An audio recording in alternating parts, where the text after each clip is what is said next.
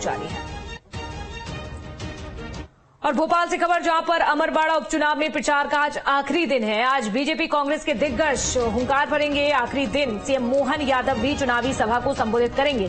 BJP प्रत्याशी कमलेश शाह के लिए वोट मांगेंगे तो कांग्रेस के दिग्गज भी आज आखिरी दिन अपनी ताकत दिखाएंगे। जीतू पटवारी और उमंग सिंगार प्रचार प्रसार करेंगे। कांग्रेस प्रत्याशी धीरन शाह के लिए वोट की अपील करेंगे, आज वोट मांगेंगे, क्योंकि देखिए आज जो है वो प्रचार प्रसार थम जाएगा और ऐसे में ये समय बहुत ही कम बचा हुआ है। उसके बाद डोर टू डोर जाएंगे, लेकिन आज चुनावी सभाओं को संबोधित करेंगे कांग्रेस की ओर से जीतू पटवारी और दूसरी ओर उमंग सिंगार भी लगातार ही तैयारियों में जुटे हुए हैं। अमरवाड़ा के दौरे पर रहे।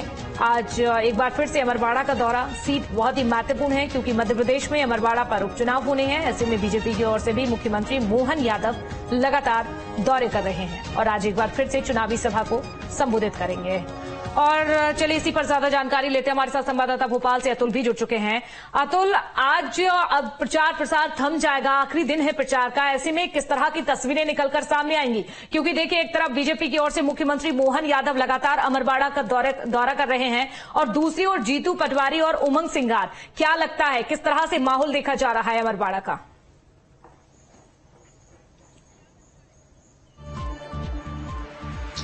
देखिए, बिल्कुल अमरवाड़ा उपचुनाव में मतदान 10 जुलाई को होना है और ऐसे में आज शाम को 6 बजे जो प्रचार प्रसार की स्थिति रहती है, जो राजनीतिक दल की तरफ से किया जाता है, वो थम जाएगा। उसके बाद डोर टू डोर प्रचार जरूर प्रत्याशी कर पाएंगे, लेकिन जिस तरीके शोरगुल के साथ प्रचार किया जा रहा था वो पूरी तरीके से थम जाएगा। आज आखिरी दिन होने के कारण तमाम राजनीतिक दल, खासतौर पर बीजेपी और कांग्रेस ने अपनी पूरी ताकत लगाई हुई है और जनता के दरबार में ढुक लगाते हुए दिखाई दे रहे हैं। खासतौर पर अगर हम देखें तो बीजेपी की तरफ से प्रचार की कमान मध्य प्रदेश के मुख्यमंत्री मोहन यादव ने थामी हुई है। लगभग 11 बजे के लगभग वो अमरवाड़ा पहुंचेंगे, यहाँ पे काम सभा को संबोधित करेंगे और उसके बाद करीब 1 बजे के लगभग एक रोड शो में भी मोहन यादव शामिल होते हुए दिखाई देंगे। इसके तरह अगर हम कांग्रेस की बात करें तो कांग्रेस की तरफ से पीसीसी चीफ जीतू पटवारी पूरी ताकत झोंके हुए हैं। विधानसभा नेता प्रतिपक्ष उमंग सिंगार भी आज वहीं पे रहेंगे। इसके साथ में प्रदेश प्रभारी भंवर जितेंद्र सिंह भी आज प्रचार के लिए वहां पे रहेंगे। बीजेपी प्रदेश अध्यक्ष बीडी शर्मा भी पूरी ताकत के साथ अमरवाड़ा चुनाव में जुटे हुए हैं।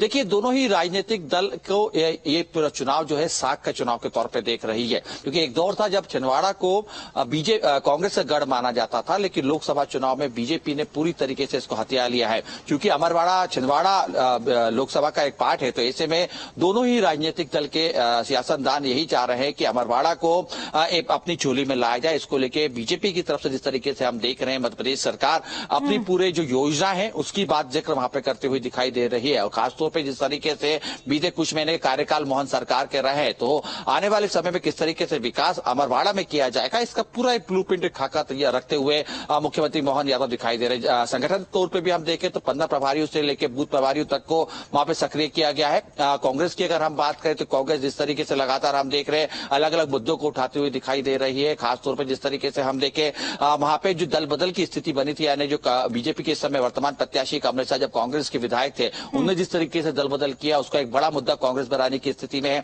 उमंग सिंगार की बात करें, जीतू पटवारी की बात करें, बिल्कुल अतुल, देखिए लेकिन यहाँ पर जीतू पटवारी, उमंग सिंगार ही नजर आ रहे हैं कमान संभालते हुए। लेकिन नकुलनाथ, कमलनाथ की बात करें तो क्या बात है कि कमलनाथ भी सक्रिय नहीं लग रहे हैं अमरवाड़ा चुनाव को लेकर और छिंदवाड़ा की ही अंदर आता है अमरवाड़ा सीट, तो क्या लगता है सीरियस यहाँ पर नहीं लिया जा रहा है अमरवाड़ा को कमलनाथ की ओर से?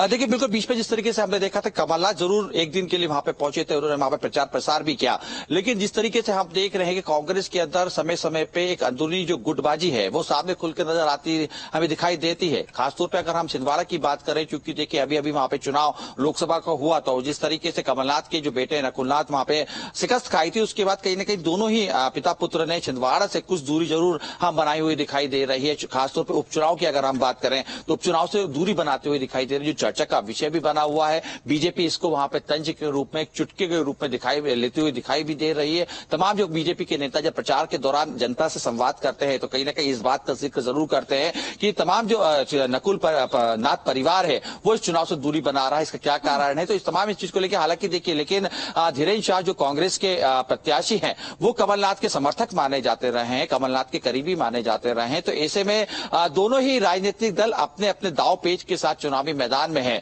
देखिए, खास बात यह है, अगर हम अमरवाड़ा चुनाव की बात करें और खासतौर पर उपचुनाव को जिक्र करें तो वहां पे आदिवासी जो वोट बैंक है वो जीत और हार तय करेगा, क्योंकि बहुसंख्यक के तौर पे अगर हम देखें उस सीट पे तो आदिवासी वर्ग ही है। तो ऐसे में दोनों ही राजनीतिक दल की तरफ से जिस तरीके से हम देख रहे हैं आदिवासियों के लिए क्या काम किया जा रहा है, आने वाले दिनों में क्या काम किया जाएगा, दोनों तरफ से बात करते हुए दिखाई दे रही है। हालांकि कांग्रेस जो है अपने 2003 के पहले का कार्यकाल गिना रही है। 2019 में तत्कालीन कमलनाथ सरकार ने किस तरीके से आदिवासी वर्ग के लिए काम किया, ये तमाम बातों को लेकर कहीं ना कहीं एक पूरा सियासी संग्राम वहां पे छिड़ा हुआ दिखाई दे रहा है। बिल्कुल सियासी संग्राम देखा जा रहा है। और बड़ी दिलचस्प बात यह है अतुल, बिल्कुल आपने सही कहा है यहाँ पर कि आदिवासी यहाँ पर डिसाइड करेंगे, यहाँ पर डिसाइडिंग फैक्टर होंगे कि आखिरकार आदिवासी किसका साथ देंगे, बीजेपी का या फिर कांग्रेस का। लगातार नजर आप बनाकर रखेगा और भी खबरों पर आपसे जानकारी लेंगे, बने रहिए हमारे साथ। तो देखिए यहाँ पर आपको बता दें आज अमरवाड़ा